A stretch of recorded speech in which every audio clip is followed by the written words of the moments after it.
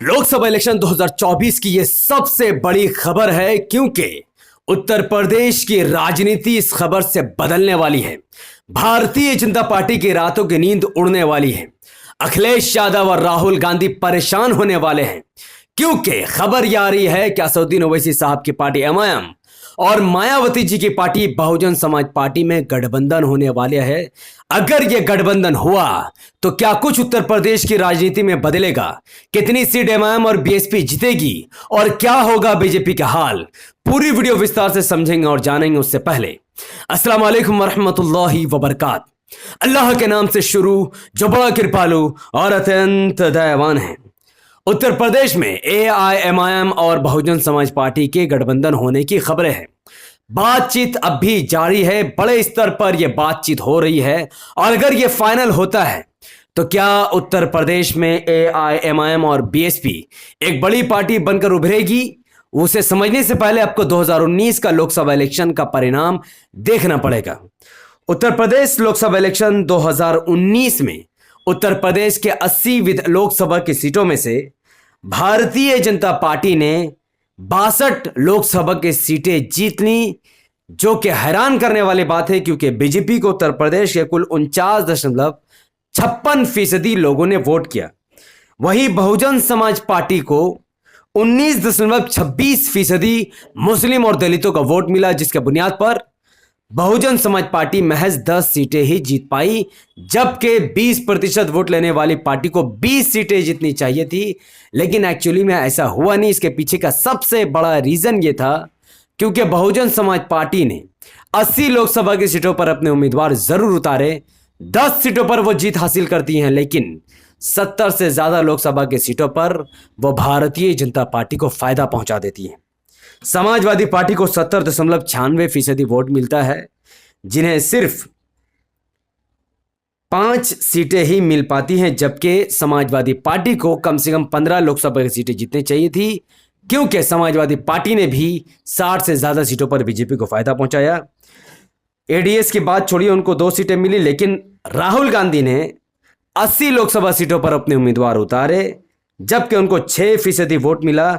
80 में से 1 सीट राहुल गांधी ने जीता, यानी कांग्रेस ने जीता, जबकि 70 से ज्यादा सीटों पर कांग्रेस ने बीजेपी को फायदा पहुंचाया। अगर आपको मेरी बातें गलत लगती है तो मेरे सामने ऐसे कई उदाहरण मैंने अपनी वीडियो में आपको दिया है जिसमें कांग्रेस द्वारा वोट काटने की वजह से बीजेपी का प्रत्याशी जीता। खैर, अब बात करें अगर बहुजन समाज पार्टी की, अगर इनके उम्मीदवारों की अगर आप जिक्र करेंगे तो उनके उम्मीदवार हैं हाजी फजलुर रहमान, जिनकी जीत सहारनपुर से हुई थी, बिजनौर, नगीना, अमरोहा, अंबेडकर नगर, श्रावस्ती, लालगंज, गोशी, जौनपुर, गाजीपुर जैसे ये वो लोकसभा सीटें हैं जो मुस्लिम बहुसंख्यक है और दलित बहुसंख्यक सीट हैं।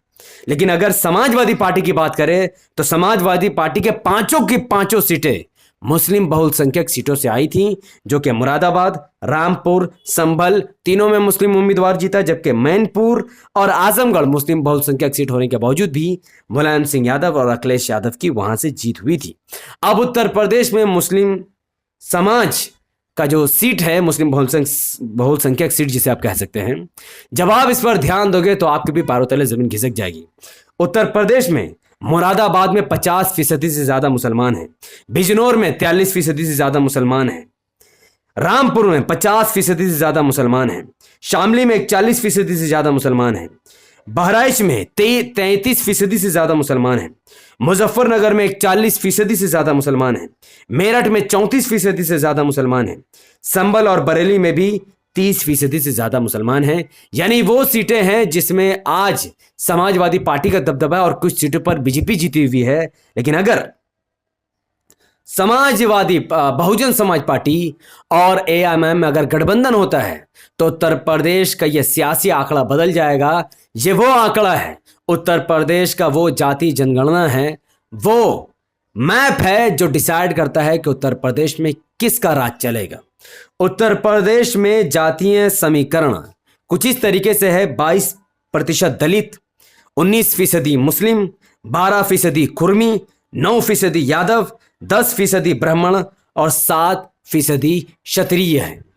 अगर ये वोट पूरी तरीके से अपनी अपनी पार्टी पर पलटता है। यानी 19% वोट अगर मुसलमानों का इमाम को जाता है तो उत्तर प्रदेश में इमाम 16 लोकसभा की सीटें आसानी से जीत सकती है, जबकि 22% दलितों का वोट अगर बहुजन समाज पार्टी को जाता है तो बीएसपी 20 सीटें आसानी से जीत सकती है।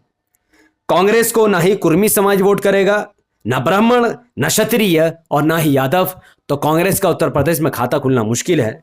जबकि 9% यादव अगर समाजवादी पार्टी को वोट करेंगे तो 8 सीटें समाजवादी पार्टी जीत सकती है, जबकि ब्राह्मण, क्षत्रिय और कुर्मी का वोट लेकर बीजेपी अब भी 36 लोकसभा की सीटें जीत सकती है। यानी जिस बीजेपी के पास आज 60 से ज्यादा लोकसभा की सीटें हैं, वो बीजेपी इस बार 30 से ज्यादा सीटें ही जीत सकती है। लेकिन अगर महागठबंधन ने जरा सा भी दिमाग लड़ाया और ओवैसी साहब के लिए यूपी का मैदान खुला छोड़ दिया तो यकीन मानिए, अगर 16% मुसलमानों का वोट, 19% मुसलमानों का वोट अगर समाजवादी पार्टी और कांग्रेस मुसलमानों के लिए एमआईएम को छोड़ देती है तो एमआईएम 16 सीटें आसानी से जीत जाएगी।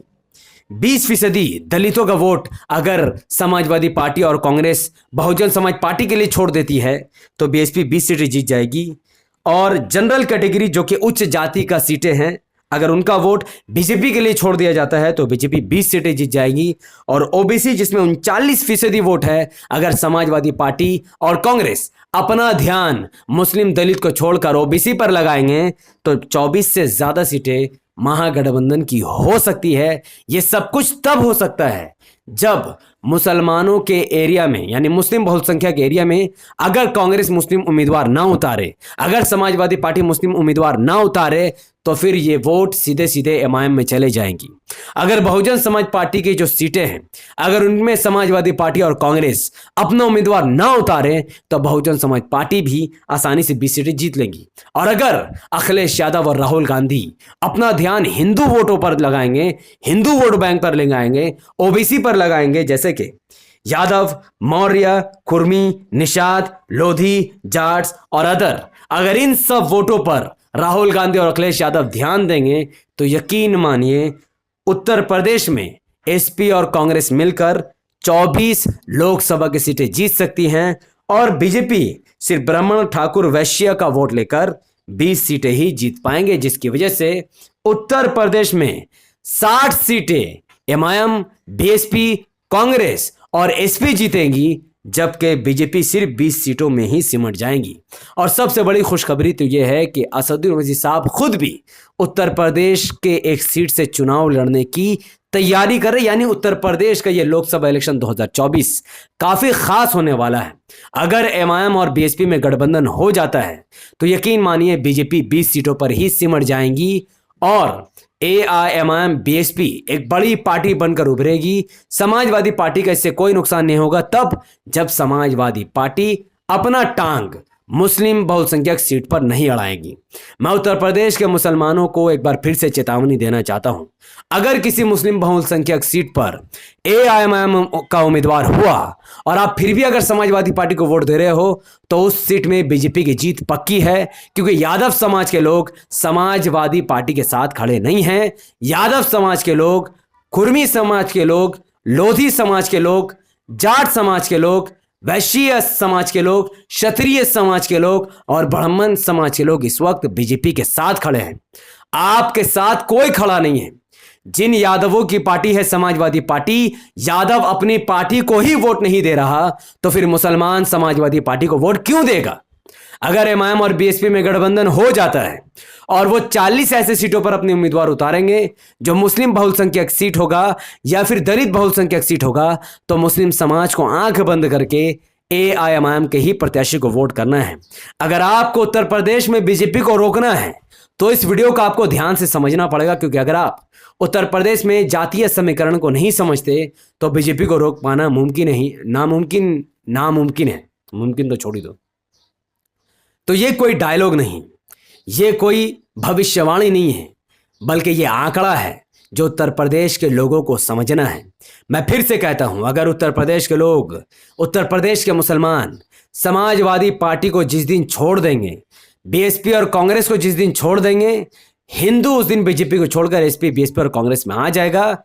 जब तक मुसलमान समाजवादी पार्टी की दर्री बिछाएगा, कांग्रेस बीएसपी की चाटुकारिता करेगा, तब तक बीजेपी उत्तर प्रदेश में जीतती रहेगी। तो उत्तर प्रदेश में बीजेपी को हराने का सिर्फ एक ही फॉर्मूला है, वह उत्तर प्रदेश में 19% मुसलमानों का एमआईएम में आ जाना। तो ये उत्तर प्रदेश के मुसलमानों को डिसाइड करना है कि वो एसपी बीएसपी कांग्रेस का साथ देकर बीजेपी को जिताएंगे या एमआईएम का साथ देकर बीजेपी को हराएंगे। आप अपनी बात कमेंट पर रखिए कि आप अगर उत्तर प्रदेश से इस वीडियो को देख रहे हैं तो उत्तर प्रदेश का माहौल क्या है और ये वीडियो आपके लिए कितनी ज़्यादा इंपॉर्टेंट थी। इस वीडियो को लाखों लोगों तक पहुंचाने की जिम्मेदारी आपकी है। इस वीडियो को लाखों लोगों तक पहुंचाने के लिए इस वीडियो को लाइक कीजिए, इसके लिंक को व्हाट्सएप, फेसबुक, इंस्टाग्राम जैसे सोशल मीडिया के प्लेटफॉर्म पर शेयर कीजिए और अपनी बातों को धड़ाधड़ कमेंट पर रखिए कि इस बार उत्तर प्रदेश के लोकसभा इलेक्शन में एमआईएम कितनी सीटें जीत सकती है, क्या बीजेपी एक बार फिर से सरकार बनाएगी, क्या एक बार फिर से मोदी जी इंडिया के पीएम बनेंगे या फिर उत्तर प्रदेश के एमआईएम की राजनीति की वजह से मोदी जी अब कभी भी पीएम नहीं बन पाएंगे। अपनी बात कमेंट पर जरूर रखिएगा, क्योंकि हो सकता है कि इस बार पीएम मायावती बन जाए, क्योंकि अगर मायावती 20 सीटें जीत सकती है या एमआईएम 16 सीटें जीत सकती है तो पीएम पद का दावेदार ओवैसी साहब भी होंगे और मायावती भी होंगी। तब यूपी तो क्या पूरे इंडिया की ही राजनीति बदल जाएगी। बहुत बहुत शुक्रिया। वाखिर दवाना अनिल हम्दुलिल्लाहि रब्बिल आलमीन। अस्सलाम वालेकुम वरहमतुल्लाहि वबरकातुहू।